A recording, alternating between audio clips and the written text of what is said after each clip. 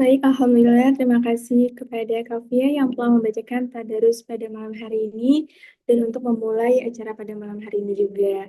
Baik, kemudian akan dimulai acara pada malam hari ini dengan pembukaan.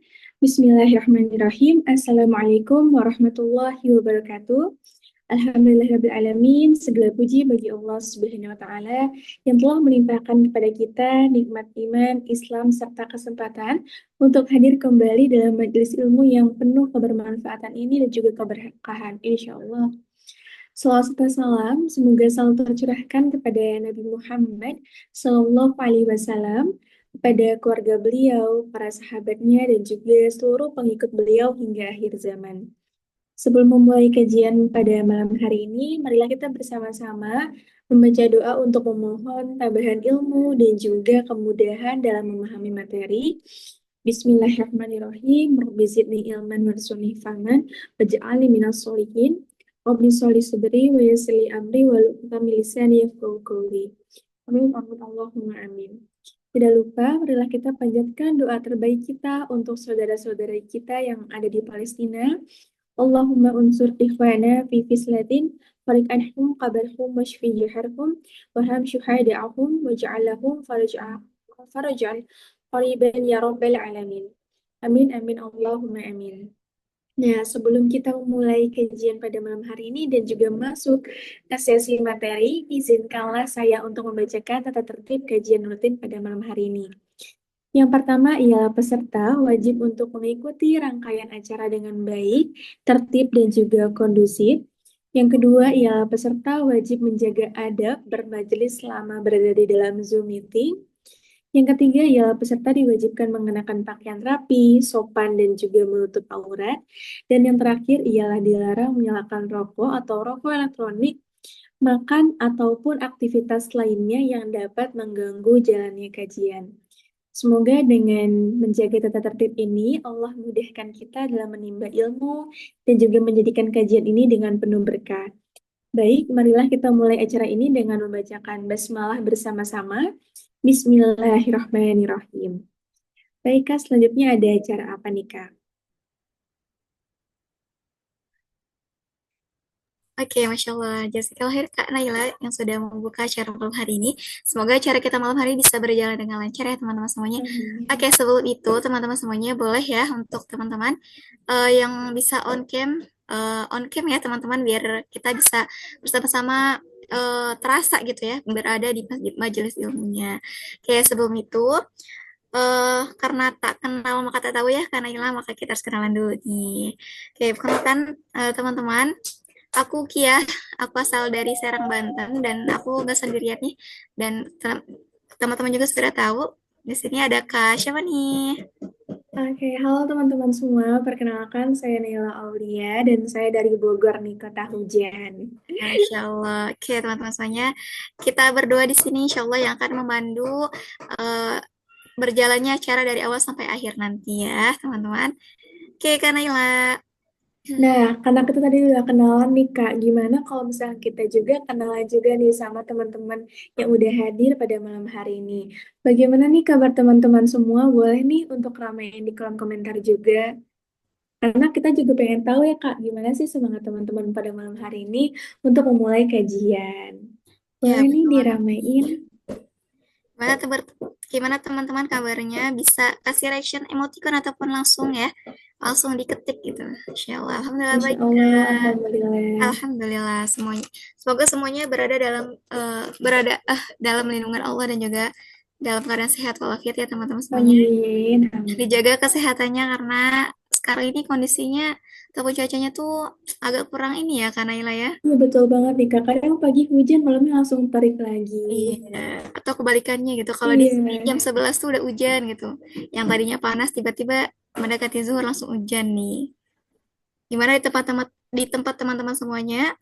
Aman, teman-teman? Ya, alhamdulillah ya.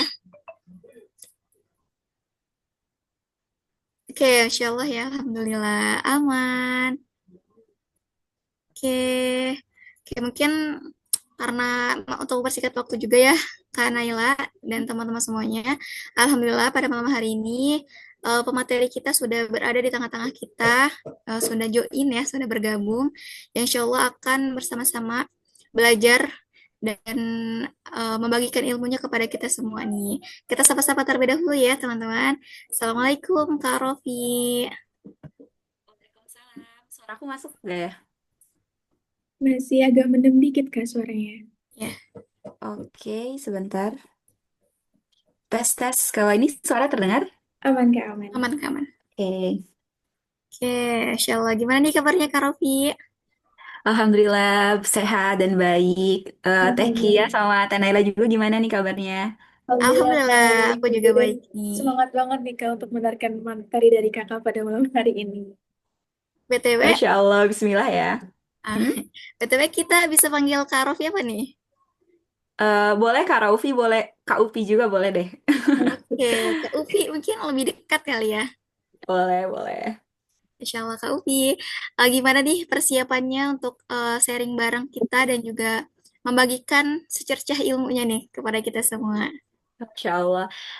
Sebelumnya aku berterima kasih banyak gitu ya kepada teman-teman di magerin.id ini gitu yang udah mengundang aku, udah kasih kesempatan. Sebenarnya eh, cukup gak terlalu banyak yang aku siapin gitu ya, tapi ini adalah salah satu materi gitu ya yang memang sudah pernah aku bahas gitu ya, tapi juga materi yang aku suka banget gitu. Jadi aku harapkan ini bisa apa ya memberikan sedikit cahaya hikmah ke teman-teman gitu ya. Dan kita tadi di sini kan sharing ya, jadi sama-sama buat belajar kayak gitu. Wah, Masya Allah ya. Karena dilihat dari temanya aja nih sangat luar biasa nih ya, Hanela. Teman-teman juga Betul semuanya banget pasti nih sudah Kak. tahu ya. Tema kita pada malam hari ini, Insya Allah kita akan membahas tentang menjadi khairu ummah di muka bumi. Insya Allah akan bersama-sama kita bahas bersama Kak Rofi, Hakim Mujahidah. Kalau bisa dipanggil Kak Ufi ya, Kak. Oke, sebelum itu uh, kita dokumentasi awal terlebih dahulu ya, Kak Naila. Betul nih Kak, jangan lupa juga kita akan dokumentasi dengan gaya andalan mager ini Kak. Ya, pose M-nya jangan lupa teman-teman. Yang belum on cam, boleh itu on cam segera. Baru ada Kak siapa nih yang on cam? Wah, sudah ada Kak Ana, Kak Sofita.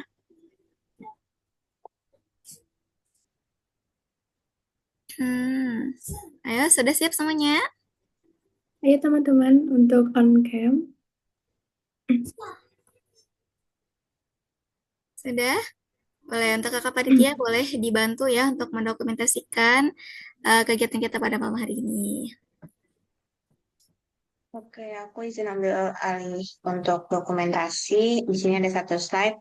Boleh satu, dua, tiga. Oke, boleh sekali lagi menunjukkan pose M ya teman-teman ya. Satu, dua, tiga. Oke, sudah Kak. Oke, terima kasih Kak Panitia sudah membantu. Oke, sebelum kita memulai langsung ke acara inti, aku izin memperkenalkan Kak Rofi terlebih dahulu ya, biar kita semua tahu siapa sih Kak Rofi itu gitu. Karena CV-nya panjang, aku izin merangkum ya Kak Rofi, Masya Allah. Aku sangat terkesan banget lihat CV Kak Rofi. Oke, nama lengkapnya Kak Rofi Hakim Mujahidah, seorang konten kreator, mahasiswi dan juga aktivis dakwah. Eh, dan Kak Rofi juga seorang aktivis muslimah yang senang berbagi cerita dan inspirasi di media sosial, berpengalaman di bidang media dan juga pendidikan. Dan Kak Rofi juga selalu antusias untuk mencoba hal baru, terutama yang menantang dan juga kreatif, Masya Allah. Oke, Kak Rofi juga sekarang seorang mahasiswi di Universitas Pendidikan Indonesia dari 2023 sampai sekarang, jurusan Teknologi Pendidikan Fakultas Ilmu Pendidikan, dan juga uh, Kak Rofi pengalaman lombanya ya Masya Allah, mahasiswa berprestasi 3 FIP 2025, uh, dan juga Delegasi Internasional Leadership in Action Summit 2024 Chapter Malaysia and Singapore, Award Beasiswa Unggulan Kemendikbud dan juga lainnya, Masya Allah ya. Mungkin kalau mau tahu lebih lanjut siapa Kak Rofi, boleh kepoin Kak Rofi ya teman-teman. Boleh dicek IG-nya, lihat konten-kontennya Kak Rofi juga, boleh ya Kak? Oke Kak Naila. Oke, karena tadi kita juga berkenalan nih sama Kak Rofi, dan juga pasti teman-teman juga sudah menyiapkan alat tulisnya dan juga catatannya. Jadi kita akan berlanjut ke sesi yang paling tunggu-tunggu oleh teman-teman semua, apalagi dengan sesi yaitu sesi memulai materi. Nah, untuk mempersingkat waktu, marilah kita mulai bersama-sama untuk menyimak dan juga mendengarkan penyampaian materi pada pemateri kita malam hari ini. Dan jangan lupa siapkan juga teman-teman catatan dan juga tulisnya. Dan kepada Kak Rofi selaku narasumber, dengan hormat kami persilakan untuk memulai sesi materi. Oke, Masya Allah. Bismillahirrahmanirrahim. Terima kasih banyak ya kepada Kak Naila dan juga Kak Tia. Bismillah, Assalamualaikum warahmatullahi wabarakatuh. Teman-teman semua ya, akhwat filah gitu ya, solihah-solihah yang menyempatkan nih di waktu malamnya gitu ya, di hari Minggu, di hari Ahad gitu ya, untuk bisa sharing bareng aku gitu ya, dan kita sama-sama untuk belajar akhirnya hari ini. Oke, boleh mungkin dibantu ya sama operator untuk menayangkan PPT yang sudah aku siapkan. Nah, seperti tema kita yang sudah aku sampaikan juga ke panitia dan juga ada di poster gitu ya, kita akan ngebahas soal bagaimana menjadi khairu ummah di muka bumi gitu.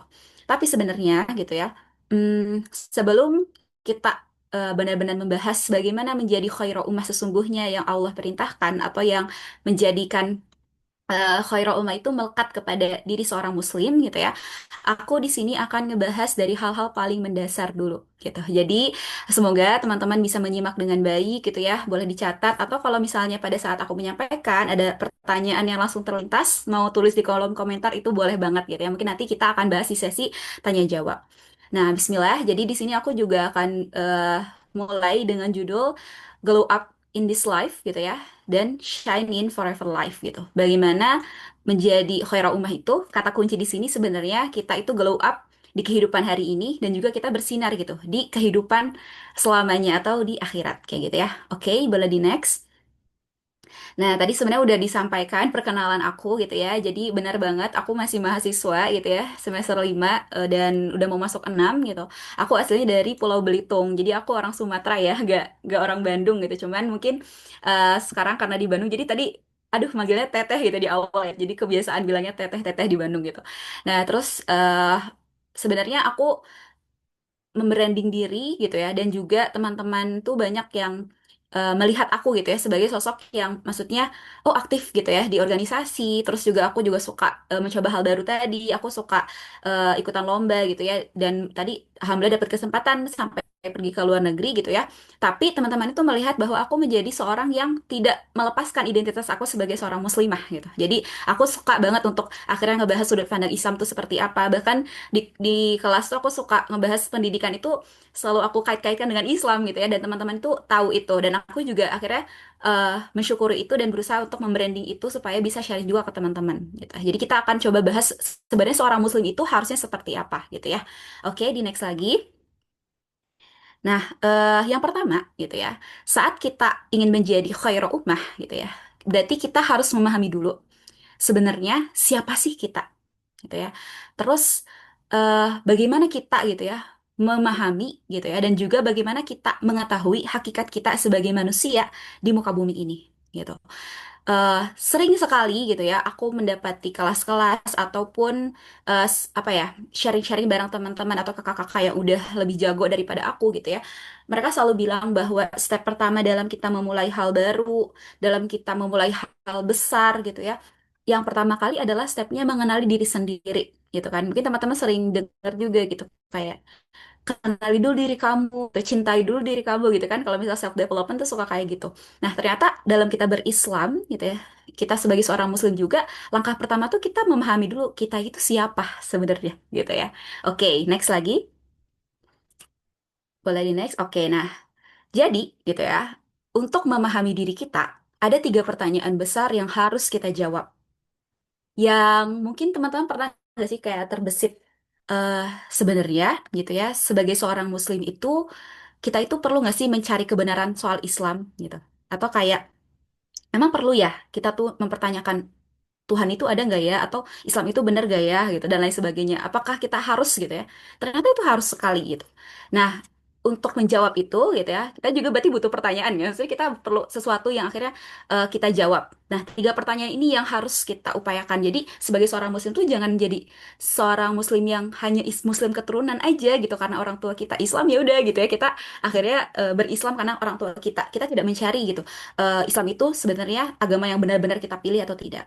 Nah, yang pertama di sini teman-teman bisa lihat adalah pertanyaan dari mana asal manusia atau dari mana kita berasal gitu ya. Nah, apakah pertanyaan ini pernah terbesit gitu dalam diri kita? Gitu ya. Terus yang kedua gitu adalah apa tujuan hidup kita? Gitu ya. Tujuannya itu mau apa sih kita hidup gitu ya. Nah, yang ketiga adalah akan kemana setelah kehidupan. Jadi kalau misal dibagi fasenya berarti sebelum gitu ya, sekarang dan setelahnya akan kemana. Nah, coba teman-teman gitu ya, apakah teman-teman sudah mendapatkan jawabannya dari tiga pertanyaan ini? Boleh ditulis juga di kolom komentar gitu ya. Dari mana teman-teman berasal, terus apa tujuan hidup kita, dan akan kemana gitu ya. Di sini aku bakal bahas poin yang kedua sebenarnya, soal tujuan hidup kita gitu. Sebenarnya kalau misalnya kita jawab eh simple gitu, simple sekali gitu ya. Yang pertama adalah kita berasal dari Allah gitu. Mungkin sebagian dari kita tadi kepikiran ya, kayak kita dari rahim ibu gitu ya, atau kita dari tanah gitu ya. Tapi ya, hakikatnya kalau kita berpikir lebih dalam lagi gitu ya, atau berpikir secara cemerlang gitu ya, asal kita itu dari Allah gitu. Tanah pun juga dari Allah gitu ya. Kita ada di rahim ibu kita juga itu dari Allah. Berarti dari mana kita berasal dari Allah. Terus apa tujuan hidup kita gitu ya. Nah, di sini. Aduh maaf, aku malah nextnya di aku ya. Boleh di next. Oke. Kita akan bahas soal tujuan hidup kita. Nah, tujuan hidup kita tuh apa sebenarnya gitu ya? Itu tertera dalam surat Al-Baqarah gitu ya, di ayat ke-30. Di sini dituliskan bahwa intinya percakapan gitu ya antara malaikat gitu ya, eh yang dimana gitu ya, sesungguhnya malaikat itu mempertanyakan kenapa gitu ya diciptakan makhluk selain mereka. Jadi intinya eh karena sebelumnya gitu ya, aku pernah dapat siroh.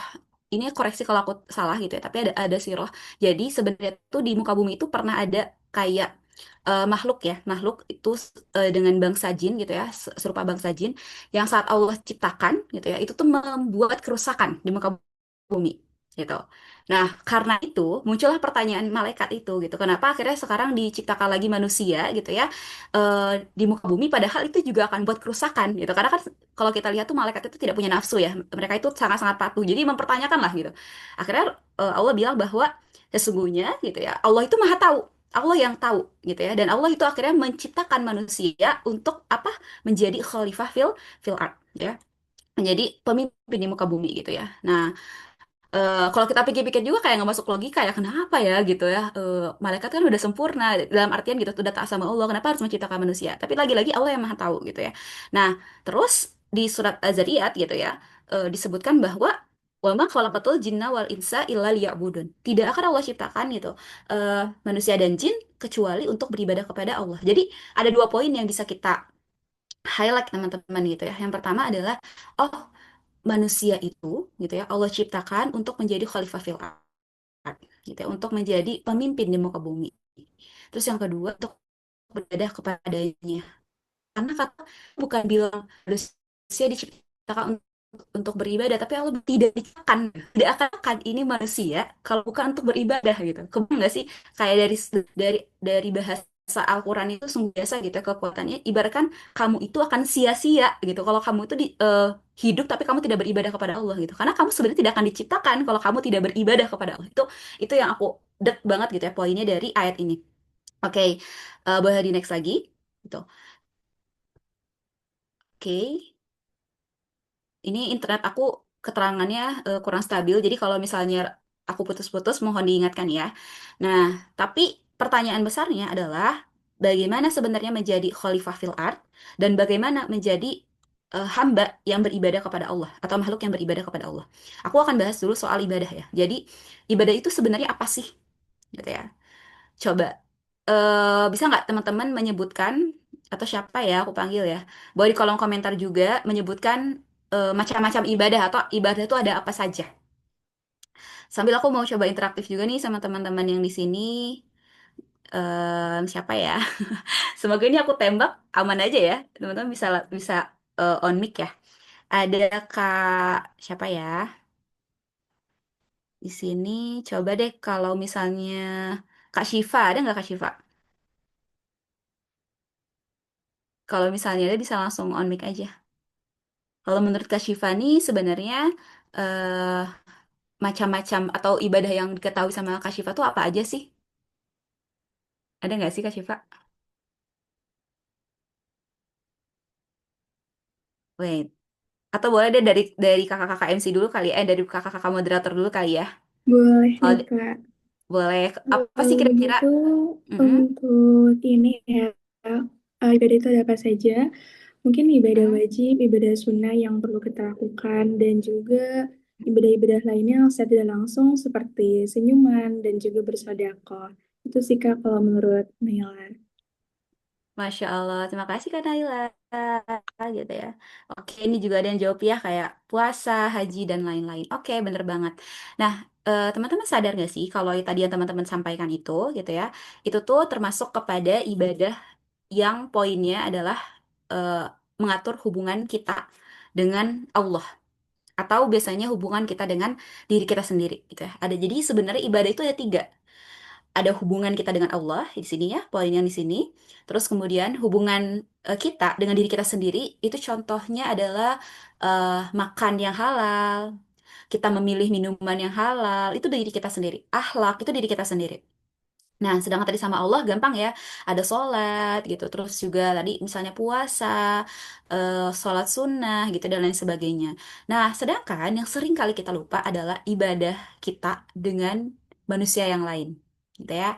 Mungkin tadi sedikit ada masuk juga zakat itu bisa kepada Allah juga, tapi ada hubungan juga dengan manusia. Tapi biasanya yang paling sering banget lupa adalah hubungan kita dengan manusia yang lain itu, misalnya ibadah soal sistem pergaulan. Kayak, oh, batasan antara laki-laki dan perempuan itu masuk loh ke dalam ibadah. Kita menjaga batasan kita dengan laki-laki itu ternyata masuk juga dalam ibadah tadi ya hubungan kita dengan orang lain. Atau misalnya apa? Misalnya lagi soal sistem pendidikan atau bagaimana kita akhirnya oh kalau pendidikan mungkin teman-teman gak terlalu terindra ya. Atau contohnya adalah misalnya ekonomi gitu ya. Tidak riba. Itu tuh hukum dalam Islam dan itu adalah termasuk ibadah saat kita berusaha untuk misalnya tidak menggunakan Shopee Pay Later gitu atau misalnya apa yang letter-letter itu gitu ya dan lain sebagainya riba itu juga sama dalam ibadah. Nah kita tuh sering banget terpatok untuk akhirnya ibadah itu adalah hal-hal yang terlihat aja gitu atau bentuknya tuh tadi ibadah kepada Allah gitu ya hablum minallah padahal kita juga ada hablum minanas kayak gitu ya. Oke, boleh next lagi aku coba jelaskan gitu ya secara detailnya. Nah, tapi sebelum itu, ini adalah beberapa fakta-fakta yang ini bahkan belum aku update ya. Ini tuh faktanya eh, masih banyak yang isu-isu kemarin kayak soal eh, Raya gitu, yang dia itu meninggal karena di tubuhnya itu dipenuhi oleh cacing gitu ya. Terus tadi mahasiswa di Bandung gitu ya. Terus ada di sini juga Gen Z itu ternyata nyaris banyak banget penganggurannya gitu ya. Terus masalah sampah, masalah Gaza ya. Tadi kita juga udah berdoa kepada para saudara saudara kita di sana gitu ya atau MBG gitu ya yang banyaknya keracunan dan lain sebagainya. Kalau fakta-fakta sekarang soal muslimah juga banyak misalnya sekarang itu kayak kemarin ya viral soal gus-gusan terus misalnya sekarang makin banyak teman-teman lihat di berita itu perempuan gitu ya entah akhirnya dilecehkan di tingkat pendidikan di tingkat kesehatan gitu apalagi kemudian juga perempuan sekarang tuh udah banyak ruang yang udah nggak aman gitu ya. Dan itu tuh terjadi di mana-mana. Bunuh diri itu juga banyak sekali gitu ya di mahasiswa. Ini adalah fakta-fakta hari ini gitu ya. Nah, pertanyaan besarnya adalah kenapa gitu ya? Eh, kenapa kita gitu ya dalam kondisi yang sangat-sangat terpuruk ini dan sangat-sangat mengerikan ini gitu. Bisa dibilang teman-teman gitu ya. Fakta-fakta hari ini tuh udah bukan lagi fakta yang biasa aja gitu. Kayak misalnya sekarang itu banyak ya kasus-kasus mutilasi dan lain sebagainya gitu ya. Itu tuh nggak cuma satu dua gitu, tapi terjadi di mana-mana gitu ya. Atau masalah Gaza gitu. kita capek kan rasanya ngeliatin saudara-saudara kita gitu ya. Kita nggak bisa berbuat apa-apa gitu. Bahkan nggak cuma di Gaza aja, sampai ke Sudan juga gitu ya. Dan itu sangat-sangat banyak sekali gitu kan. Itu tuh gak cuma soal individu aja teman-teman gitu. Tapi ini tuh adalah masalah yang sangat tersistemik gitu ya. Masalah yang gak cuma terjadi di satu tempat, tapi terjadi di mana-mana. Bahkan banyak kasus-kasus yang tidak terungkap gitu. Oke, next lagi gitu ya. Kenapa hal ini bisa terjadi gitu ya? Di nextnya adalah karena gitu ya, Islam itu tidak menjadi jalan kehidupan kita sebagai seorang Muslim. Padahal tadi kalau kita bahas di awal, Islam itu mengatur tiga hubungan. Islam nggak ngatur cuman soal kita ibadah, bagaimana cara sholat. Islam nggak ngatur bagaimana kita harus makan makanan yang halal, tapi Islam juga mengatur bagaimana sistem ekonominya, bagaimana sistem pendidikannya, gitu ya, bagaimana sistem pemerintahannya, gitu ya. Semua itu Islam mengatur. Tapi saat saat itu semua tidak diterapkan, saat itu semua tidak diimplementasikan oleh kita sebagai seorang Muslim, yang udah jelas nih, teman-teman yakin kan kalau Islam itu adalah agama yang komplit gitu, yang menyeluruh, yang seluas itu gitu ya. Tapi itu tidak dijadikan jalan hidup oleh kita sebagai seorang Muslim, maka tadi kerusakan-kerusakan yang ada hari ini itu adalah buah dari kezoliman kita sendiri gitu ya. Ini seingat aku ada di surat, em, aduh aku lupa ya, antara Ar-Ra'd atau Al-A'raf gitu ya. Intinya eh, oh salah Ar-Rum ya, surat Ar-Rum seingat aku. Jadi sesungguhnya kezaliman, sesungguhnya apapun hari ini yang ada gitu ya terjadi, itu bukan karena Allah tuh nggak sayang sama kita gitu. Tapi sebenarnya kemungkaran yang ada tuh karena kezaliman diri kita sendiri gitu. Terutama saat kita mengingkari ayat-ayat Allah gitu ya. Oke, kita bahas lagi, next lagi. Gitu ya. Mungkin teman-teman malam-malam gini, aduh Kak Rofi bahasnya berat banget ya. Tapi ini sebagai dasar teman-teman, sebenarnya itu adalah suatu hal yang cukup dasar sekali ya. Sebagai seorang Muslim, kita harus menyadari itu. Nah, kita bahas soal makna bahagia dulu deh gitu ya. Kita lihat kondisi sekarang. Teman-teman bahagia nggak sih kalau misalnya teman-teman dapetin banyak pencapaian di dunia? Gitu ya. Teman-teman bahagia nggak sih kalau teman-teman bisa ikutan konser idol favoritnya gitu ya, yang dibiasin gitu ya? Atau teman-teman seneng nggak sih jadi orang yang kaya raya dengan banyak uang gitu ya? Kayaknya sebagian besar dari kita, mau kita bilang enggak juga, kita akan bahagia gitu ya. Mungkin kalau yang kedua agak kurang relate buat teman-teman yang gak suka K-pop mungkin gitu ya. Tapi yang pertama sama ketiga tuh kayaknya cukup yai mau gitu ya. Apalagi misalnya in this economy Kak Raufi gitu ya, Kak Upi gitu ya. Aduh, uang tuh rasanya segalanya gitu. Kita mau bahagia tuh pasti harus dapetin uang. Itu benar gitu. Kenapa gitu ya? Karena teman-teman gitu ya, hari ini tuh kita tersistemik gitu ya, bahwa untuk mendapatkan kebahagiaan kamu harus dapetin materi dulu. Entah itu akhirnya materinya nilai yang tinggi, entah itu akhirnya materinya harus penghargaan, juara, uang gitu ya.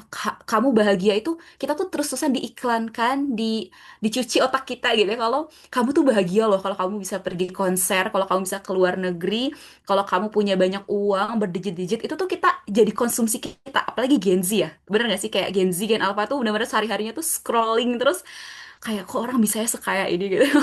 Beli tas, atau kayak sekarang nih iPhone 17 tuh, kayak setiap aku scrolling tuh pasti ada aja influencer yang beli beli beli beli beli gitu, kayak gak ada habisnya gitu ya. Itu tuh udah jadi konsumsi kita, dan makanya kenapa gak salah, dalam artian tuh gak heran gitu ya kalau standar kebahagiaan kita hampir semuanya itu standarnya materi gitu ya. Terus gimana dong Kak, emang gak boleh ya? Oke, kita next ya, kita coba bahas kenapa ini jadi hal yang cukup fatal gitu ya. Karena teman-teman, saat kita menjadikan dunia atau standar yang ada hari ini sebagai standar kehidupan kita gitu ya, kita itu akan menjadi orang yang lalai gitu ya, atau orang yang disebutkan dalam surat Al-Hadid ini gitu ya, bahwa kan Allah sudah mengingatkan kita bahwa kehidupan dunia ini hanyalah permainan gitu ya, dan sada gurau saja, dan itu adalah suatu kelalaian kita, di mana disebutkan tuh perhiasan dan bermegah-megahan gitu ya, berbangga-bangga atas banyaknya harta dan anak gitu ya. Ini tuh diibaratkan seperti hujan yang tanamannya itu mengagumkan para petani gitu ya. Kemudian tanaman itu menjadi layu ya, jadi kering gitu. Dan kamu lihat warnanya kuning kemudian menjadi hancur. Dan di akhirat, ini yang mengerikan ya, yang poin yang aku merahin lagi, yang kedua gitu ya. Dan di akhirat nanti gitu ya, akan ada azab yang keras dan ampunan dari Allah setelah keriduannya. Dan kehidupan dunia ini tidak lain hanyalah kesenangan yang menipu. Kayak kalau diibaratkan di sini bilangnya tadi seperti padi gitu. Jadi kayak kelihatan wow gitu ya, tapi bisa dengan cepat langsung kering dan menghilang. Itu tuh dunia. Bahkan kalau para sahabat tuh suka banget kayak menganalogikan sebagai dunia itu bangkai gitu kan. Karena memang se sehina itu dalam artian nggak usah jadikan standar kehidupan kita gitu. Kamu tuh nggak perlu kok jadikan standar kehidupan hari ini tuh menjadi segala-galanya dalam menghabiskan waktu hidup kamu yang cuman sedikit itu gitu ya. Nah, apalagi di sini ada teguran, jangan sampai gitu ya, kita udah di dunianya kita capek, capek nggak sih guys ngejar standar orang lain kayak harus dapet pencapaian A gitu. Terus kita udah dapet nih pencapaian A. Pas kita ada di posisi A, kita melihat, oh ternyata ada yang lebih lagi ya. Oh ternyata aku harus ke berbagai negara ya. Udah ke berbagai negara masih kurang, masih kurang, masih kurang. Dan itu tuh capek banget gitu ya. Apalagi ternyata nggak cuma di dunia aja, tapi kita juga akan tersiksa di akhirat. Dan ini makanya kenapa jadi hal yang sangat-sangat fatal gitu dan mengerikan. Dan mirisnya lagi dan faktanya lagi, banyak umat Muslim hari ini, terutama generasi muda yang tidak sadar gitu bahwa dengan adanya standar kehidupan hari ini tuh itu sedikit demi sedikit menggerus identitas kita sebagai seorang Muslim kayak gitu. Oke, next lagi. Nah, di sini kita coba analisis ya, kita coba perdalam lagi. Kenapa sebagai seorang Muslim itu kita nggak boleh KUP untuk berstandarkan dunia? Eh, kita bilang, aku bisa bilang kalau dari agama yang ada yang selama ini aku coba untuk banding-bandingkan gitu ya, dari proses berpikir dan juga dari proses berdiskusi dengan para guru-guru aku adalah Islam itu satu-satunya agama yang meyakini adanya kehidupan setelah kematian gitu. Ya, jadi tadi kan pertanyaan tadi sebenarnya pertanyaan ketiga akan kemana kita gitu ya setelah kehidupan ini? Jawabannya kita akan ada dua pilihan gitu, ke surga atau ke neraka gitu.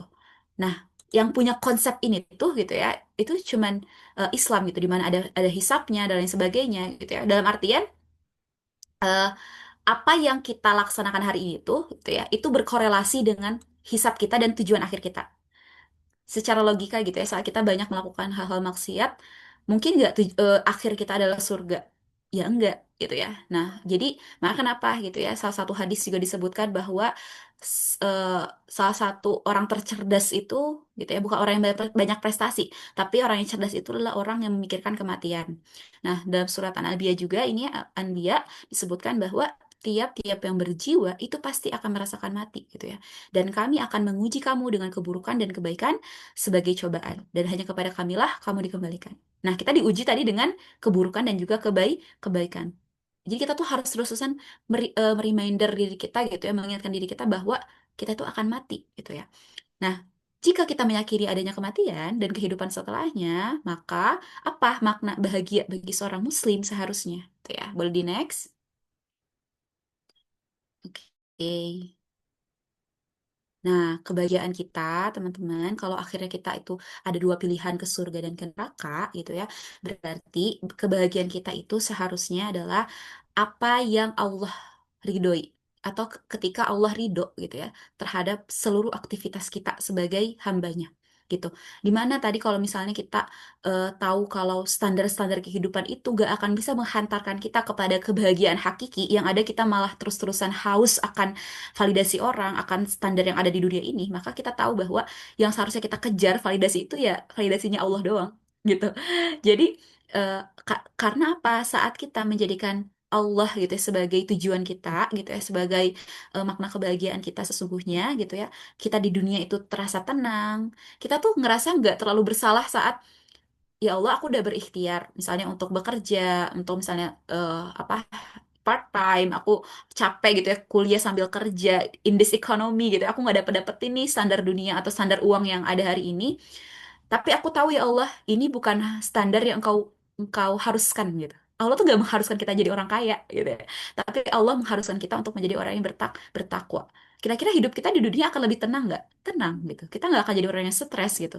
Karena kebayang ya, negara-negara yang tidak tidak memiliki agama itu mereka banyak ya tingkat bunuh dirinya gitu. Kita akan stres dengan sistem hari ini yang memang tidak baik-baik saja gitu.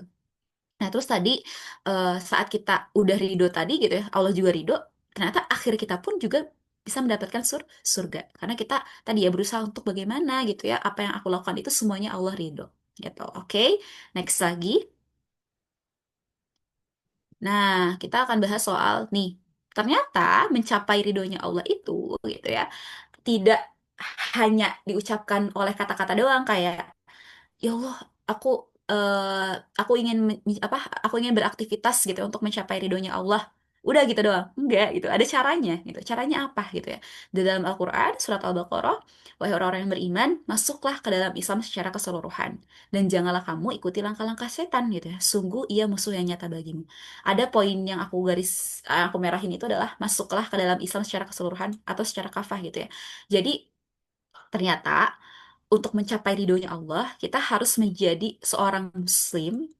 Kita balik ke slide tadi ya, tapi jangan jangan digeser, maksudnya kita ingat-ingat lagi tadi soal bagaimana kita menjadi seorang muslim yang menjadikan Islam sebagai jalan kehidupan kita gitu. Supaya Allah ridho. Kalau Allah ridho, harusnya bumi ini tuh sejahtera gitu. Bumi ini tuh nggak akan banyak kerusakan gitu. Karena kan Islam itu sebagai solusi kehidupan ya. Kita kan suka disebutin sama guru-guru kita, ustadz-ustadz kita gitu bahwa Islam itu solusi kehidupan. Masalah apapun tuh ada dalam Islam itu semuanya Allah atur gitu. Tapi kok sekarang tidak menyelesaikan? Nah, aku akan bahas di lingkaran ini teman-teman. Ada banyak yang disebutkan di sini, ada akidah gitu ya. Terus juga ada soal solusi problematika kehidupan gitu ya, dan juga metode pengembangan Islam gitu ya, di mana sampai akhirnya metode menerapkan Islam. Nah, hari ini tuh akidah Islam tuh kita cukup banyak dibahas gitu, kajian-kajian soal mana iman kepada Allah, pada mereka atau rukun-rukun iman. Tapi oke, tes tes, ada suara aku? Ada kok Kak Aman. Oke, agak Kedengaran. nge-freeze tadi ya. Iya. Nah, akidah tuh terdengar ya, akidah itu sering banget mungkin teman-teman bahas atau dengerin kajiannya, tapi yang sering tidak terbahas itu soal hukum-hukum lain atau tadi ya hubungan antara kita dengan manusia yang lain. Misalnya contohnya dari hukum sosial kemasyarakatan, hukum perekonomian, hukum pemerintahan, hukum pendidikan, hukum pengadilan, hukum akhlak berpakaian, makanan itu agak sering dibahas ya. Yang hukum ibadah sama yang bawah agak sering, tapi yang di tengah-tengah itu jarang terbahas. Kita tuh sebagai seorang muslim aja, aku sendiri gitu ya. Aku tuh kan ada sempat sharing dan juga belajar soal oh ternyata dalam Islam itu kan dalam berzina itu ada hukumannya ya teman-teman. Tapi ternyata dalam Islam tuh nggak asal kayak bisa tiba-tiba dirajam atau tiba-tiba dicambuk gitu ya. Nggak kayak gitu ya. Kita tuh suka ngerasanya hukum Islam tuh menakutkan atau kayak serem banget gitu ya, potong tangan dan lain sebagainya. Tapi nggak semena-mena kayak gitu ya. Misalnya, oh ternyata saksi itu teman-teman dalam melihat suatu perzinahan itu harus benar-benar sampai melihat gitu, kayak bersetubuhnya itu seperti apa terus melihat gitu. Bayangin. Jadi kalau kita cuman apa ya, cuma ngelihat masuk ke dalam ruangan atau apa tuh nggak bisa gitu ya. Atau kalau perempuan misalnya dia cuma sendirian ngelihatnya itu nggak bisa jadi saksi, harus dua gitu kan kalau perempuan. Jadi Islam tuh sungguh-sungguh banyak menjaganya gitu, nggak semudah itu, dan banyak hal-hal yang dijaga sebelum terjadinya perzinaan gitu ya. Islam tuh banyak sekali kayak dari segi pergaulan dan segala macamnya. Akan banyak aku bahas di sini kalau semuanya aku bahas, tapi intinya adalah kesadaran kita bahwa banyak sekali sekarang ayat-ayat yang Allah turunkan dalam Al-Qur'an itu tidak bisa kita realisasikan gitu ya. Dan itu sangat menyiksa kita gitu ya. Sehingga tadi kita perlu adanya munculnya kesadaran untuk bagaimana kita mengoptimalisasikan masuk ke dalam Islam itu secara keseluruhan. Mungkin gitu ya dengan akhirnya banyak-banyak belajar gitu ya, bergabung dengan teman-teman di sini gitu ya, saling menguatkan dan juga haus akan ilmu itu sendiri gitu, karena banyak yang belum kita bahas dan aku juga baru belajar kayak 2 tahun terakhir gitu, kayak selama ini aku di pondok juga banyak di pondok-pondok yang nggak bahas semuanya kayak gitu. Oke, di next lagi. Nah, tadi ya, ternyata saat kita, teman-teman, masuk Islam secara keseluruhan, kita jadi paham bahwa standar dunia tadi itu sebenarnya bukan nggak boleh kita capai, bukan nggak boleh dapat pencapaian, bukan nggak boleh kaya gitu ya. Tapi bagaimana kita menempatkan dunia itu gitu ya, tidak pada poros utama kita gitu. Jadi seorang muslim itu bukan yang mabuk agama dalam artian ya udah ibadah aja nggak kerja, itu salah juga gitu. Jadi bagaimana kita tadi di judul juga gitu ya, glow up dan bersinar gitu ya di dunia dan di akhirat adalah bagaimana kita menjadikan akhirat itu 100% dan menjadi poros utama, dan yang kedua kita menjadikan dunia itu 100% juga gitu. Jadi kita menjadi orang yang amanah, bertanggung jawab gitu ya. Kita juga menjadi orang yang bekerja itu profesional gitu, bukan jadi orang yang akhirnya berdalih gitu ya, malas tapi dengan agama. Aku paling gak suka banget ya orang-orang kayak gitu, dan aku semoga juga terhindar dari itu gitu, berusaha untuk menjadi muslim yang gak kayak gitu. Makanya kenapa aku sangat terinspirasi dan termotivasi untuk menjadi seorang muslim yang eh, bahas agama hayu gitu ya, diskusi soal dunia juga hayu gitu, aku juga bisa gitu untuk diskusi di kelas, bahas pendidikan dan lain sebagainya. Itu juga harus kita tanamkan. Dan untuk kita bisa 100% tadi, kita harus tahu tentang hukum aulawiyat ya. Bagaimana misalnya apa ya, perilaku-perilaku yang wajib, yang sunnah, mubah, makruh dan haram. Ini juga kalau mau lebih lanjut lagi, mungkin teman-teman bisa sharing bareng aku juga gitu karena kayaknya di sini waktunya bakal mepet banget kayak gitu. Oke, boleh di next lagi. Nah, kenapa aku bilang kita harus secara keseluruhan dan memaksimalkan dunia dan akhirat? Karena ini adalah contoh-contoh bukti nyata dari peradaban Islam. Islam itu pernah menjadi peradaban besar ya. 13 abad itu berarti 1.300 tahun. Kebayang ya, lebih besar dan lebih lama daripada peradaban Amerika sekarang gitu ya. Atau Jepang sekarang yang udah adidaya, itu lebih lama loh Islam. Dan ini adalah tokoh-tokoh yang dilahirkan dari peradaban Islam gitu ya. Muhammad Al-Fatih, kemudian Fatimah Al-Fihri ini sebelahnya pendiri universitas pertama perempuan loh. Ini ya perempuan eh, universitas pertama didirikan oleh Fatimah Al-Fihri. Terus Maryam Al-Sulabi gitu ya. Teman-teman sekarang pakai Maps gitu, pakai Kompas itu dari beliau gitu ya, cikal bakalnya. Terus di sini juga ada Abbas bin Firnas gitu ya. Kita pakai pesawat kemana-mana itu dari beliau. Nah, ada juga Ibnu Sina gitu ya, kedokteran, banyak lagi Al-Khawarizmi dan lain sebagainya. Ini adalah contoh orang-orang yang mereka dari segi keilmuan dunia tuh keren banget gitu. Mereka menghasilkan karya-karya. Tapi rata-rata dari mereka itu sudah hafiz gitu. Bahkan Muhammad Al-Fatih aja di usia, seingat aku 7 tahun itu udah hafiz. Udah hafiznya tuh bukan hafiz yang biasa, tapi hafiz mutkin nih. Dan sudah menguasai berbagai bahasa. Apalagi soal perperangan, strategi, dan lain sebagainya. Jadi mereka itu orang-orang yang tadi 100% akhirat, 100% dunia. Gitu. Oke, next lagi. Nah, maka dari itu gitu ya, baru kita masuk ke inti. Jadi judul hari ini tuh sebenarnya baru kebahas di slide terakhir gitu ya. Bagaimana akhirnya kamu gitu ya, eh, Muslim itu sebagai umat terbaik gitu ya, yang dilahirkan untuk manusia itu karena apa? Karena menyuruh kepada yang ma'ruf dan mencegah dari yang mungkar dan beriman kepada Allah. Ini poinnya. Menyuruh kepada yang ma'ruf, mencegah dari yang mungkar dan beriman kepada Allah. Sekiranya ahli kita beriman, tentulah itu lebih baik bagi mereka. Di antara mereka ada yang beriman, dan kebanyakan mereka adalah orang-orang yang fasik. Fasik itu orang-orang yang tahu kebenaran, tapi tidak melaksanakan atau kayak ya udah nggak mau melaksanakan aja itu fasik gitu ya. Jangan sampai kita menjadi orang seperti itu.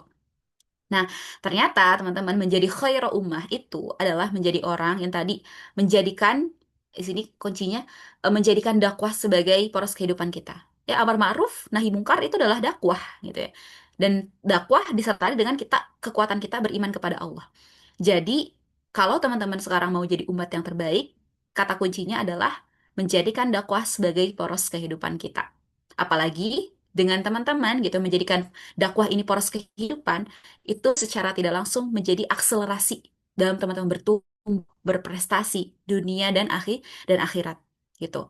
Rasulullah itu eh, menjadi seorang rasul, menjadi seorang nabi gitu ya, itu prosesnya sangat-sangat panjang gitu. Dan bahkan ya Rasulullah itu dari pada saat menjadi nabi sampai wafatnya terus mengemban dakwah gitu. Kalau kita beritiba, kalau kita benar-benar mengikuti Rasulullah gitu, kita nggak cuma ngikutin bagaimana beliau ibadah, bagaimana beliau akhlaknya seperti apa, tapi kita juga mengikuti jalan kehidupan beliau, yaitu menjadikan dakwah sebagai poros kehidupannya.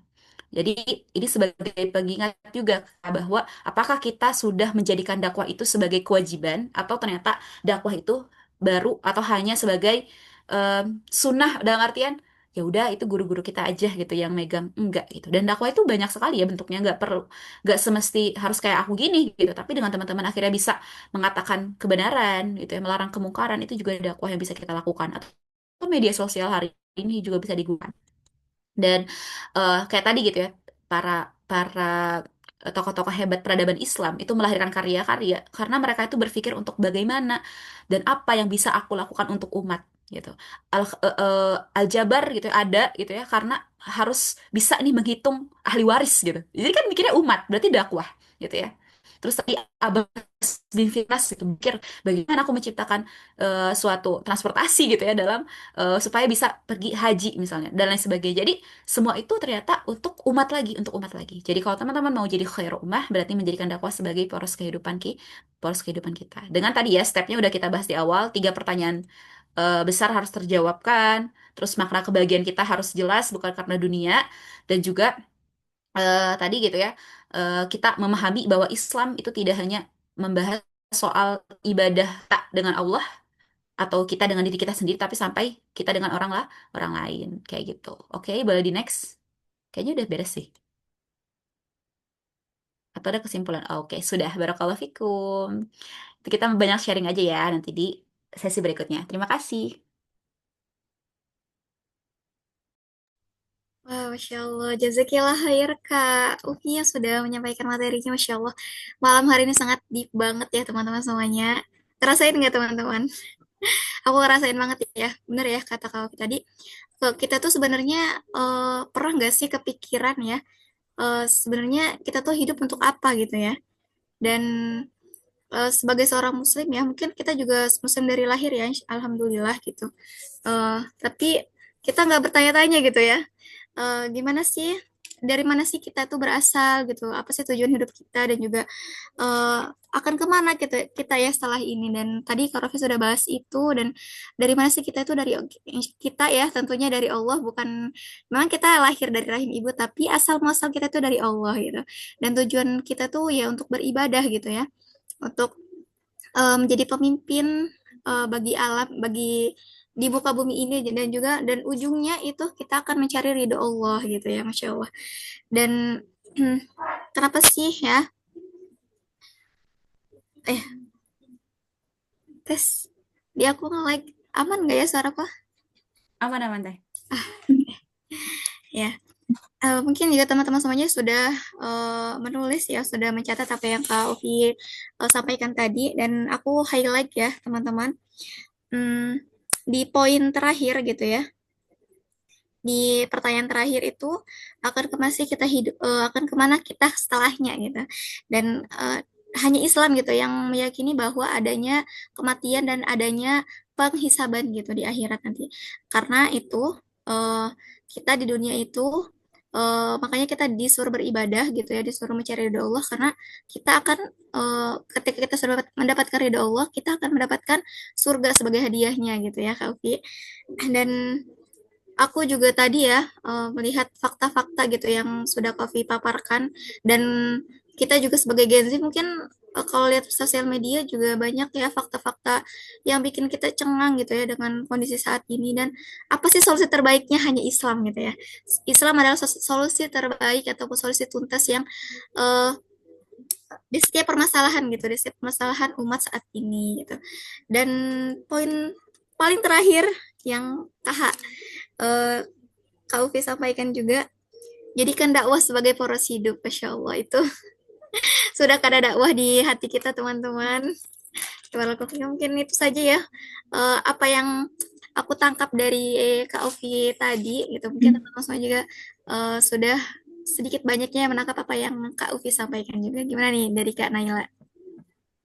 Alhamdulillah banget ya Kak, Masya Allah. Aku juga saat mendengarkan materi pada malam hari ini tuh dari Kak Rofi, langsung nyampe banget gitu Kak di hati. Apalagi tadi juga aku mencatat ada tentang way of life, kayak bagaimana sih tujuan kita di dunia ini, dan kita juga perlu untuk menyeimbangkan bagaimana kita di dunia dan juga di akhirat, agar nantinya juga insya Allah kita bisa beramai-ramai ya untuk di surganya Allah nanti kita berkumpul bersama kembali. Amin Allahumma amin.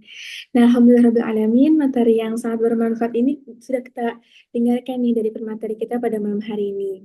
Nah, selanjutnya ini kita akan masuk ke dalam sesi tanya jawab. Dan bagi teman-teman yang ingin bertanya, silakan untuk menuliskan pertanyaannya di kolom chat, atau juga bisa menggunakan fitur raise hand yang ada di Zoom. Dan insya Allah akan aku dan juga Kak Kia bacakan satu persatu sesuai urutan dari pertanyaan-pertanyaan teman-teman semua. Silakan teman-teman yang ingin bertanya di sesi tanya jawab ini.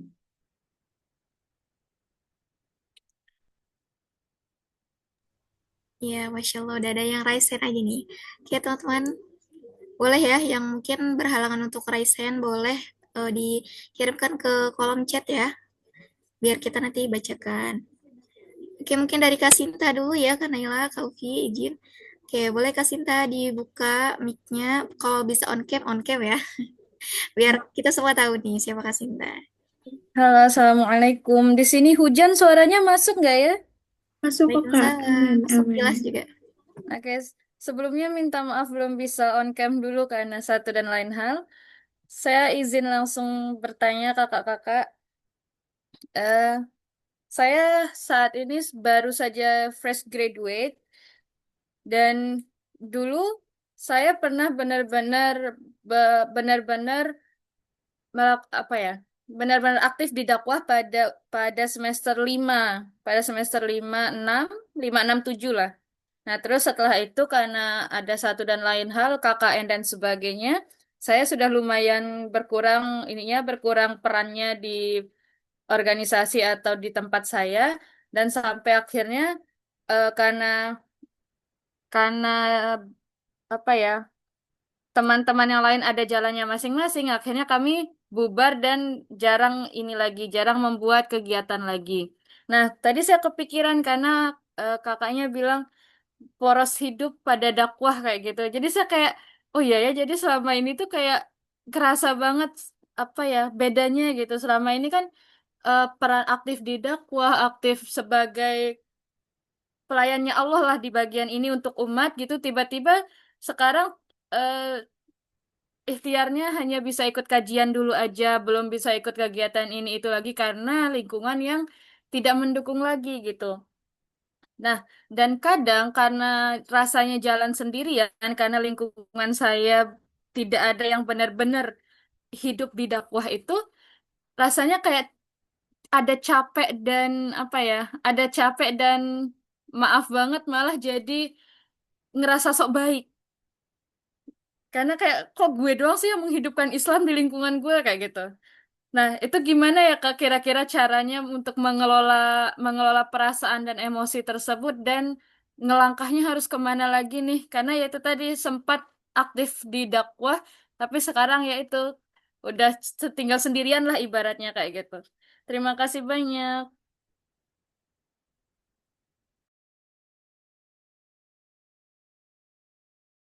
Oke, Masya Allah. Jazakallah khair Kak Sinta atas pertanyaannya. Mungkin langsung saja dijawab oleh Kak Ufi. Tafadhali Kak Ufi.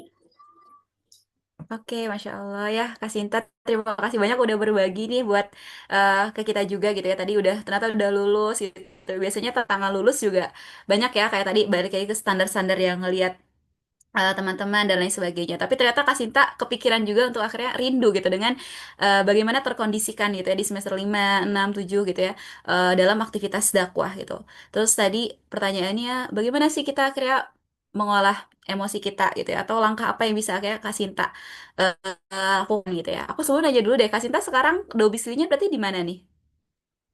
Asalnya Lombok, sekarang tinggal di Jogja. Jadi Oh, kemarin Masya sempat Allah. aktif di Real Masjid kalau kakak-kakaknya tahu. Hmm. Masya Allah. Oke, jadi aslinya Lombok ya. Kerasa dari bahasanya kayaknya bukan orang Jawa gitu tadi. Masya Allah. Logatnya Iya, beda ya. iya. Tadi aku mikirnya apa ini orang Malaysia ya gitu. Oh, Masya Masya Allah. Allah. Nah, sebenarnya aku juga sempat ngerasain itu. Jadi kalau cerita gitu ya, aku tuh pernah mondok kan 4 tahun. Jadi 3 tahun di SMP gitu, terus 1 tahun SMA kelas 1 berarti. Terus 2 tahun terakhir aku habiskan di sekolah bukan negeri sih swasta, tapi maksudnya umum gitu ya di rumah. Karena pas itu COVID juga. Terus aku ngerasain kayak gitu. Aku ngerasain kayak em, kok ternyata gitu ya belajar Islam sendirian itu tidak mudah gitu ya. Bahkan kita tuh sering banget futurnya tuh udah kelewatan batas gitu ya.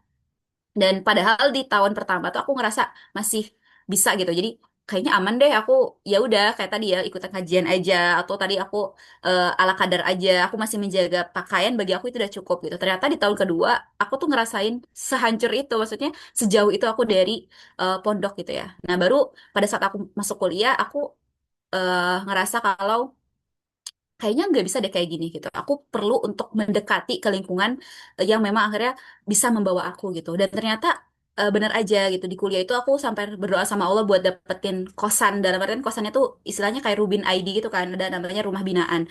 Aku mencari ya Allah aku pengen dapat kosan atau rumah binaan yang intinya lingkungannya sama orang-orang yang belajar Islam juga, sama orang-orang yang aktif juga gitu. So aku juga kuliah alhamdulillah di UPI itu termasuk daerah yang cukup ini ya cukup Islami juga ya di Bandung tuh gitu ya. Dan itu aku selalu berdoa kayak gitu. Kenapa sih sepenting itu ngejaga lingkungan? Karena eh ya lah balik lagi ke sistem hari ini gitu ya Kak ya dengan akhirnya standar kapitalisasi hari ini gitu ya kita tuh benar-benar nggak bisa gitu sendirian. Jadi hal yang pertama yang aku lakukan adalah kalau misalnya Kakak sekarang di Jogja itu atau nanti mungkin pulang ke Lombok gitu ya, bagaimana tetap mencari gitu ya lingkungan-lingkungan yang bisa mendorong kita gitu. Bahkan terlibat aktif ya, nggak cuma akhirnya kajian, mungkin awal-awal kajian bisa tanya-tanya bagaimana bisa terlibat jadi panitianya, bagaimana bisa dekat dengan guru-gurunya gitu ya. Nah, kalau lingkungan kita udah kayak gitu, enak tuh biasanya dapat relasi. Tadi kita juga bisa dapat guru atau bisa dapat mentor atau teman sharing gitu. Supaya kalau bisa ketemu mingguan, bahas Islam mingguan itu lebih bagus lagi gitu. Karena itu sih sebenarnya kita tuh sekarang tuh faktor futur itu bukan cuma dari diri kita doang, tapi dari lingkungan eksternal tuh apa ya terpaannya banyak banget kayak gitu. Terus bagaimana tadi mengolah emosi kita gitu ya. Salah satu yang aku tanamin adalah dalam apa ya dalam berislam, dalam menjadi seorang muslim gitu ya. Ternyata terutama perempuan gitu ya. Ternyata kita itu tidak boleh terlalu meromantisasikan emosi kita atau perasaan kita gitu. Tapi bagaimana kita menguatkan akal kita. Karena yang aku perhatikan umat hari ini tuh lebih jauh dari berpikir gitu dibandingkan dari merasa gitu. Umat tuh mungkin akan lebih mudah untuk nangis saat melihat video-video Gaza. Tapi umat itu akan susah untuk disuruh berpikir bagaimana solusi membebaskan Gaza gitu. Jadi kalau misalnya perasaan-perasaan itu gitu ya udah mulai menghantui kita gitu, coba untuk kayak aktifin lagi akalnya gitu. Ya. Ataupun tadi gitu ya bagaimana kita meningkatkan kritis kita ya dengan kita melek kepada isu-isu dengan banyak membaca. Tadi balik lagi dengan banyak ikutan kajian yang nggak cuman memperkuat perasaan kita tapi juga memperkuat pemikiran kita. Mungkin itu sih ya saran dari aku. Tapi kalau ada teman-teman misalnya yang lain ada saran lagi, ada kalian sharing session ya. Jadi boleh banget nih kasih gitu ya tipsnya gimana ngejaga keimanan tadi dan juga kalau misalnya tadi domisili Jogja ada komunitas-komunitas yang bisa diikuti itu boleh banget juga di-share kayak gitu. Kalau misal Kak Sinta mau sharing bareng aku juga di DM-DM-an boleh banget ya. Aku juga feel free banget kalau misalnya teman-teman mau diskusi bareng aku kayak gitu. Semoga menjawab ya Kak Sinta ya. Makasih banyak, Kak. Barakallahu fiik. Barakallah. Ya Allah, syukran Kak Raffi atas jawabannya. Semoga terjawab juga Kak Sinta terhadap jawaban dari Kak Raffi. Kemudian selanjutnya itu ada dari Kak Anna Villa. Silakan Kak untuk bertanya kepada Kak Raffi. Assalamualaikum warahmatullahi wabarakatuh. Waalaikumsalam. Izin bertanya ya Kak. Ya sebelumnya kenalin aku Nafila. Jadi tadi kan udah dijelasin ya tentang ibadah. Ternyata ibadah itu bukan cuma ke Allah aja gitu, bukan hablum minallah aja ya. Ada hablum minannas sama hablum minan nafs. Nah, aku mau minta penjelasannya lagi dan sama contohnya itu apa Kak? Karena kan tadi katanya dibilang ekonomi gitu, ekonomi terus dia gariba aja itu udah termasuk ibadah gitu nih. Termasuknya ibadah yang mana Kak gitu. Hablum minan nafs, hablum minan nas apa gimana? Dan contoh yang lain. Terima kasih ya Kak. Oke, ini aku langsung jawab aja ya. Oke, siap. Masya Allah. Makasih banyak ya. Tadi Nafila ya panggilannya. Aku perhatiin tadi juga udah mau on cam gitu, nemenin kita juga beberapa kali gitu ya. Nah, menarik banget dan aku sangat-sangat apresiasi atas pertanyaannya gitu ya. Jadi, tadi benar hubungan ibadah itu ada tiga, ya. Hubungan kita dengan Allah, hubungan kita dengan diri kita sendiri, dan hubungan kita dengan manusia yang lain. Oke, kalau hubungan kita dengan Allah mungkin sudah pada bisa ya, udah pada pinter tadi jawabnya gitu ya. Terus selanjutnya hubungan kita dengan diri sendiri. Nah, hubungan kita dengan diri sendiri itu gitu ya tadi adalah soal apa-apa atau segala sesuatu yang biasanya kita pilih untuk diri kita. Misalnya tadi makan gitu ya. Kan yang biasanya pilih mau makan apa tuh kita gitu ya. Untuk itu juga untuk kita. Itu biasanya hubungannya dengan diri kita sendiri. Atau misalnya minum itu juga sama, berpakaian itu juga sama. Itu diri kita dengan diri kita sendiri. Nah, itu Islam mengatur. Ternyata Islam kan mengatur ya, oh syariat berpakaian Islam itu seperti apa. Oh, ada kerudung, ada gamis misalnya. Terus oh pakai kaos kaki misalnya. Terus apa lagi? Islam mengatur makanan yang halal dan haram yang bisa kita makan kayak gitu. Terus itu dengan diri sendiri.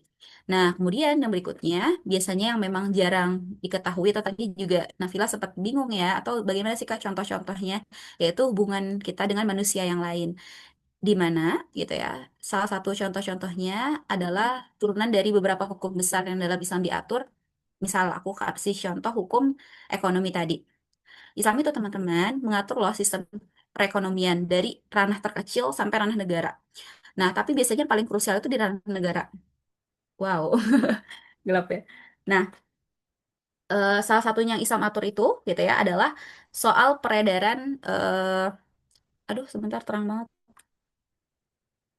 Oke, nah salah satu yang Islam atur itu adalah misalnya soal peredaran uang, distribusi gitu. Jadi, kalau teman-teman ada yang jurusan ekonomi syariah gitu ya, Islam itu sampai mengatur kalau ada gitu ya, sumber daya alam di satu wilayah itu tuh tidak boleh dimiliki oleh swasta, tidak boleh dimiliki oleh individu gitu. Jadi, itu harus dimiliki oleh siapa? Harus dimiliki oleh umat. Dalam artian harus dikelola oleh negara, tapi dikembalikan kepada umat. Jadi untuk kemanfaatan umat. Tapi hari ini teman-teman, kalau teman-teman lihat ya, ada para pejabat ataupun para koruptor gitu ya, ataupun siapa orang-orang kaya raya 9 naga itu gitu ya, itu tuh mereka kenapa bisa sekaya itu triliunan bahkan lebih mungkin gitu ya, karena mereka memegang gitu ya kekuasaan mereka atau mereka mendapatkan uang dari hasil batu bara, hasil sumber daya alam. Dan itu tuh dalam Islam tidak boleh. Islam itu tegas tidak boleh dipegang oleh individu. Contohnya itu jarang diketahui sama orang. Jadi sebenarnya gampang kalau kita bilang gimana caranya supaya gak ada kemiskinan gitu, gak ada koruptor. Ya Islam itu seharusnya ekonomi itu pakai sistem Islam sebenarnya gitu ya. Tapi kan lagi-lagi hari ini bahkan umat sendiri pun sebenarnya agak menentang konten yang viral sebenarnya di TikTok tuh sampai kayak agak di inilah ya di sama netizen ya. Nah, cuman aku nggak terlalu nanggepin, belum belum aku bahas lah intinya. Jadi ternyata memang banyak gitu orang-orang yang orang Muslim tapi yang anti sama hukum Islam gitu. Jadi mereka tidak bisa menerima adanya sistem Islam.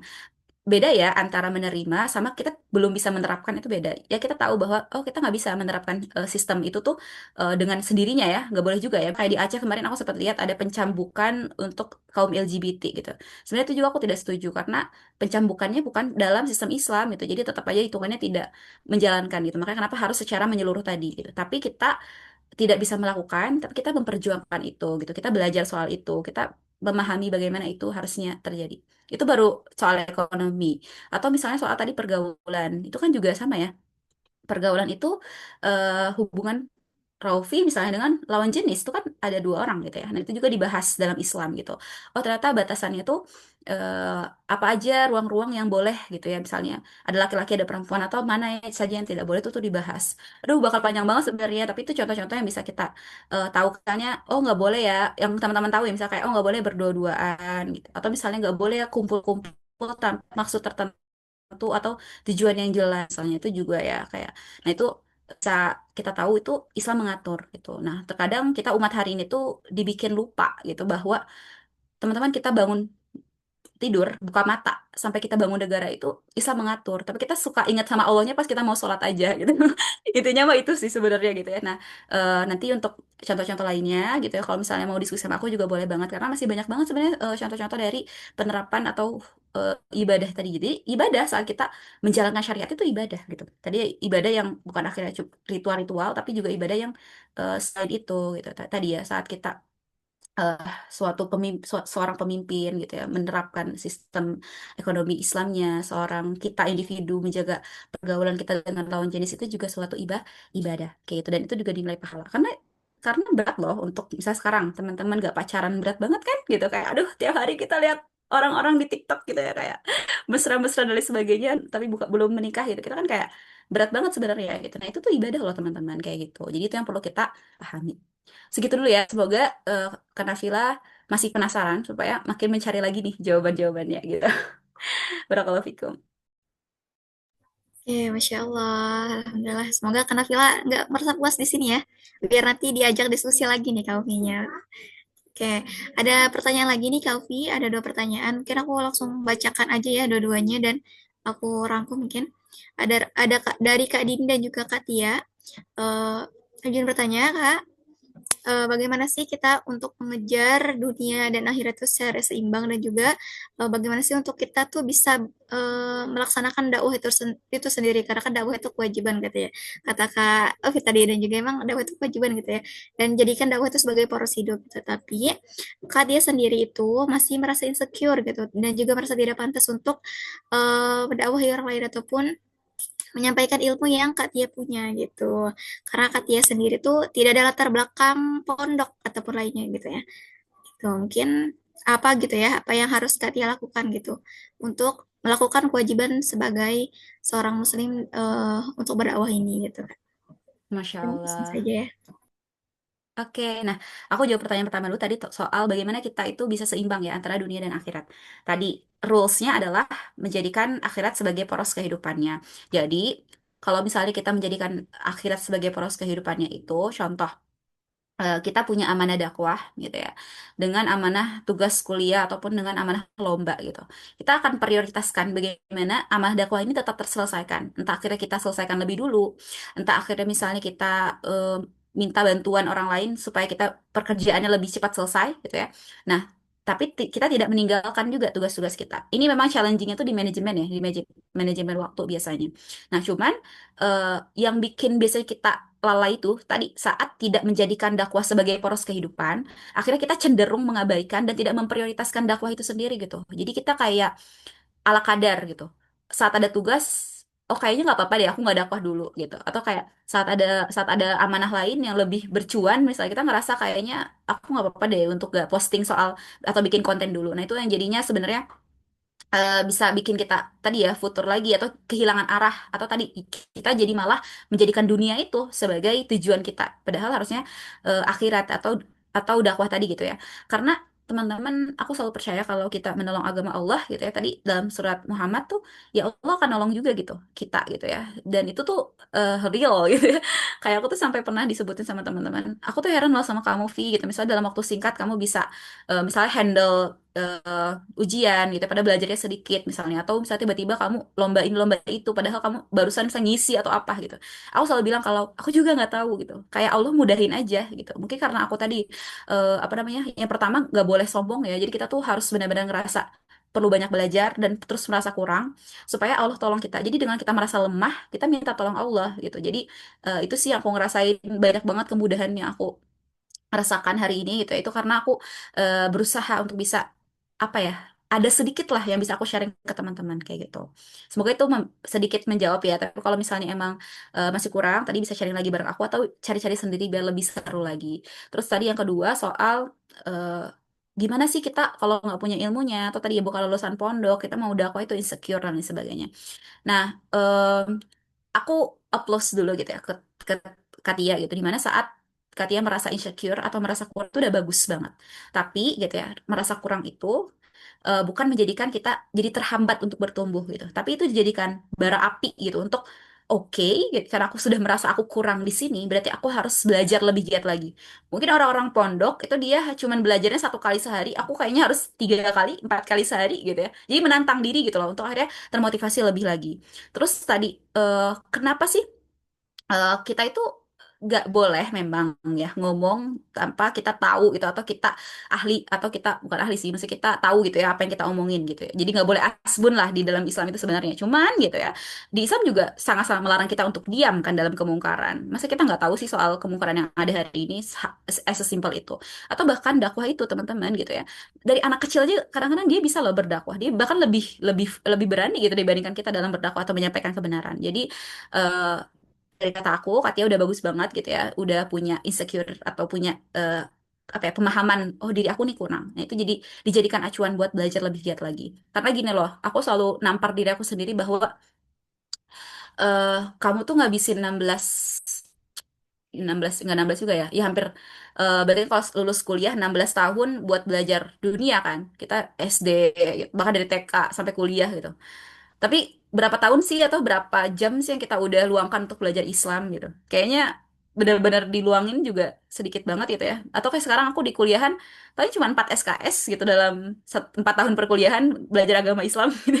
Sisanya belajar materi kuliah biasa aja. Nah itu kan jadinya teguran ke kita gitu. Ternyata bukan kitanya nggak mampu guys, tapi kitanya emang tidak menyisihkan waktu untuk belajar Islam dan belajar soal agama kita sendiri kayak gitu. Terus juga tadi balik ke poin terakhir aku tuh soal kita itu kenapa merasa kurang karena kita nggak berani ngambil kesempatan. Kalau Kak Tia berani ambil kesempatan, aku mau deh kayaknya challenge diri aku buat bikin postingan tentang dakwah sama 30 hari misalnya. Atau ada kesempatan apa, misalnya ini ikutan magerin gitu ya buat jadi panitia dan lain sebagainya. Kalau kita berani ambil kesempatan, itu jadi ruang kita untuk akselerasi diri tadi, untuk bertumbuh gitu. Kayak aku sekarang ngisi teman-teman, berarti aku harus mikir, aku harus baca buku dulu deh kayaknya, aku harus baca jurnal dulu deh, aku harus lihat fakta-fakta dulu deh. Itu jadi ngedorong aku buat belajar tuh lebih giat gitu loh. Jadi ambil kesempatan, berani, dan tadi ya harus terus-terusan eh, apa ya, merasa kurang dan mau belajar. Itu sih intinya kalau kita supaya bertahan gitu. Dan kita jangan jadi orang anti kritik, gak apa-apa kok. Aku juga dakwah banyak kok disenggol-senggolnya kayak masih banyak kurangnya gitu ya. Tapi gak apa-apa, itu jadi ruang buat belajar juga. Semoga bisa menjawab ya Katia ya. Semangat terus teman-teman. Baik, Kak. Terima kasih ya, Kak, atas jawabannya dari pertanyaan Katia dan juga dari Kak Dini. Semoga dari jawaban Kak Raufi terjawab ya, Kak. Nah, di sini tuh ada pertanyaan dari Kak Farida. Kak, mungkin pertanyaan dari Kak Farida ini merupakan pertanyaan yang terakhir, dan aku izin untuk membacakan ya, Kak. Kak, bagaimana caranya kita untuk bisa membangun hubungan sama Allah, terkadang berdosa tapi sudah mau bertobat dan kadang malas ataupun harus membutuhkan motivasi seperti itu. Itu bagaimana ya, Kak, terkait dengan pertanyaan Kak Farida? Dipersilakan, Kak, untuk menjawab pertanyaannya. Wah, Masya Allah ya. Ini jadi relate sama konten yang baru aja aku bikin juga ya soal em, sebenarnya masih boleh nggak sih kita itu sayang sama Allah walaupun kita tuh berdosa gitu ya. Jadi eh, aku ngerasain lah beberapa kayak kayak ngerasa futur juga gitu. Terus aku ngerasa kayak salah satu gitu ya. Mungkin yang menjadi alasan kita gitu ya banyak melakukan dosa atau kita ngerasa tadi yang malas bertaubat gitu atau kita ngegampangin lah hal-hal yang udah Allah atur gitu ya bisa jadi sebenarnya ada kesalahan dalam kita mencintai Allah gitu loh atau dalam kita berakidah tadi gitu kayak misalnya aku kasih analogi sederhana eh, teman-teman pernah nggak sih ngerasain sakit gigi sakit banget terus atau demam atau pokoknya sakit parah gitu terus kita pasti buru rumah gitu kan pada rumah sakit gitu kita pasti pada saat dokter memeriksa kita dokter ngasih resep ke kita pasti kita tuh langsung percaya apalagi kita udah kesakitan banget gitu kita langsung percaya kita dan jarang banget kita mempertanyakan ke dokter kenapa obat ini kenapa harus gini gini gini nah kita nurut kan kita pulang minum kita menjaga makan dan sebagainya supaya kita tidak sakit lagi nah sebenarnya teman-teman gitu seharusnya kita tuh kayak gitu ke Allah gitu kita tuh harusnya percaya sama Allah gitu saat kita udah benar-benar tadi ya melakukan proses keimanan yang benar kita udah yakin Allah itu Tuhan kita dan kita udah berislam, konsekuensinya kita harus ikutin semua aturan dari Allah gitu ya, beribadah kepadanya, mengikuti semua aturannya, menjauh larangannya gitu. Jadi harusnya kita nggak mempertanyakan lagi gitu, atau kita nggak malas-malas lagi karena kita udah tahu itu tuh Allah yang nyuruh gitu ya. Dan eh kalau misalnya dokter, oke, itu lebih ke konsekuensi. Atau misalnya kayak ke orang tua kita gitu ya. Kalau kita sayang sama orang tua kita, pasti kita ikutin kan apa yang ibu kita mau, yang ayah kita mau gitu. Nah, pertanyaannya tadi sih simple. Apakah kita benar-benar yakin, berarti masuknya ke akidah kepada Allah. Yang kedua, apakah kita benar-benar sayang kepada Allah, kita benar-benar menghamba kepadanya gitu ya, sehingga kita benar-benar cinta kepadanya, sehingga kita bisa melakukan ibadah-ibadah tadi. Tapi kalau kita belum benar-benar cinta atau ada sesuatu yang salah dalam proses berpikir kita atau proses kita mencapai keimanan itu gitu ya. Nah, biasanya muncul tuh rasa malas, muncul tuh apa ya? Alasan-alasan kita lah. Nah, kalau tidak dari dua faktor itu, berarti yang ketiga adalah kita paham, kita tahu, tapi kita kurang apa ya? Kurang mendekatkan diri kita kepada lingkungan yang baik gitu. Jadi berarti pentingnya kita di lingkungan yang baik, kita punya sahabat yang terus mengingatkan gitu ya. Dan tadi mungkin tontonan kita udah terlalu banyak yang liar gitu ya, terlalu banyak yang masih bentuknya tuh mubah dan hiburan, berarti kita harus ganti tontonan kita. Tonton ustadz kita, mungkin apa ya, kajian-kajian atau apapun yang bisa meningkatkan lagi. Jangan sampai tadi ya itu memudarkan kepada oke gitu. Semoga itu kalau kurang berarti harus cari lagi. Barakallahu fikum. Insya Allah, syukran jazakillah khair Kak atas jawaban-jawabannya. Semoga jawaban dari Kak Raufi dapat menjawab pertanyaan-pertanyaan yang sudah diajukan sebelumnya. Baik Kak, selanjutnya kita akan beralih ke sesi selanjutnya, yaitu sesi penyerahan sertifikat. Sebelumnya, saya dan juga Kak Kia dan juga seluruh dari tim Magarin ingin mengucapkan terima kasih banyak kepada kakak atas ilmu yang telah diberikan dan semoga menjadi amal jariah dan membawa manfaat bagi kita semua. Amin. Allahumma amin. Selanjutnya kami akan menyerahkan sertifikat dan penghargaan secara simbolis sebagai bentuk apresiasi kami. Dan sebelum adanya sertifikat dan memperbolehkan kakak untuk keluar dari Zoom Meet pada kali ini, kami juga ingin mendengarkan closing statement terlebih dahulu kepada kakak dari adanya webinar pada hari ini. Ya Allah, apa ya closing statement aku sebenarnya gini, teman-teman muslimah gitu ya. Sekarang itu perempuan itu memang kita tuh berat banget bebannya gitu. Di sistem hari ini, di sistem yang akhirnya tidak mengkondisikan kita untuk beriman kepada Allah gitu ya, sesulit itu gitu. Tapi aku yakin gitu kalau kita sama-sama, kalau kita bareng-bareng, kalau kita berusaha gitu ya, kita akan gugur kok dari kewajiban itu gitu. Dalam artian kita juga akan terjaga gitu. Jadi intinya tetap semangat buat belajarnya. Aku harapkan semoga ini tuh jadi apa ya? Jadi bukti nyata dan jadi awal teman gitu untuk komitmen gimana bertumbuhnya itu bukan cuma untuk diri kita sendiri, tapi juga untuk diri orang lain gitu. Tadi ya, menjadikan dakwah sebagai poros kehidupan kita. Karena tadi gitu, karena kita aja yang sudah dalam, Masya Allah nih, teman-teman panitia atau teman-teman peserta yang udah ada dalam komunitas dakwah gitu ya, itu suatu hidayah dari Allah gitu, suatu suatu kenikmatan gitu. Nah, jangan sampai kenikmatan itu berhenti di kita gitu ya, karena masih banyak muslimah-muslimah lain yang perlu kita tolong, yang perlu kita ajak gitu ke dalam kebaikan dan juga jalan dakwah ini seperti itu. Semoga tetap istiqomah. Kepada aku juga mohon maaf kalau ada salah dan perbuatan kata dan lain sebagainya. Tetap semangat teman-teman semua. Barakallahu fikum.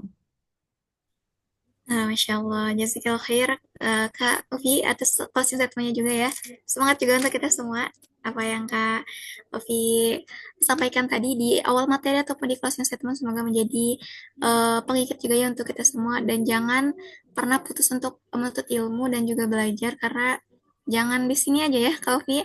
Boleh nanti chat-chat ataupun DM-DM Kak Ovi nih. Karena kan Kak Ovi sudah membolehkan ya untuk diskusi langsung untuk bersama Kak Ufi gitu. Oke, mungkin tadi sudah di spill untuk penyerahan sertifikat, mungkin bisa dibantu kakak panitia. Oke, ya. Ini Kak Ufi ada sedikit kenang-kenangan bagi untuk Kak Ufi dari kita dari tim Magerin. Semoga sedikitnya ini bisa menjadi kenang-kenangan dan bisa menjadi motivasi juga untuk Kak Ufi untuk selalu semangat untuk mendebarkan ilmunya dan juga selalu untuk selalu terus berdakwah gitu ya. Jangan bosan-bosan untuk hadir di Magerin Kak untuk menambah untuk menyebarkan Masya ilmunya kepada Allah. kita semua. Oke, sebelum itu kita Masya dokumentasi Allah. terlebih dahulu ya Kak Ufi. Boleh dibantu ke Oke, Kak Fatia. boleh.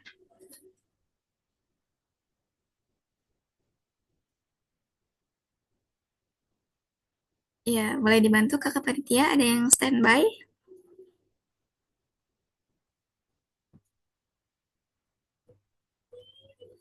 Sebentar ya. Oke, mungkin nggak ada ya. Mungkin dari aku aja ya. Oke, oke boleh. Ya, satu, dua, tiga. Boleh pose M-nya. Satu, dua, tiga. Oke, jazakallah khair Kak Ufi. Dan terima kasih panitia yang sudah membantu. Oke Kak Ufi, setelah ini akan ada sesi selanjutnya. Mungkin Kak Ufi ada kegiatan yang lain gitu ya. Boleh untuk meninggalkan ruang Zoom ataupun kalau misalkan Kak Ufi masih mau bertahan gitu ya sampai akhir acara juga diperkenankan sekali gitu. Oke, terima kasih banyak buat para panitia dan juga peserta. Sampai selamat malam dan juga semoga sehat selalu. Amin. Assalamualaikum. Waalaikumsalam. Jazakillah khair Kak Ufi. Semoga bertemu lagi ya Kak Ufi. Oke,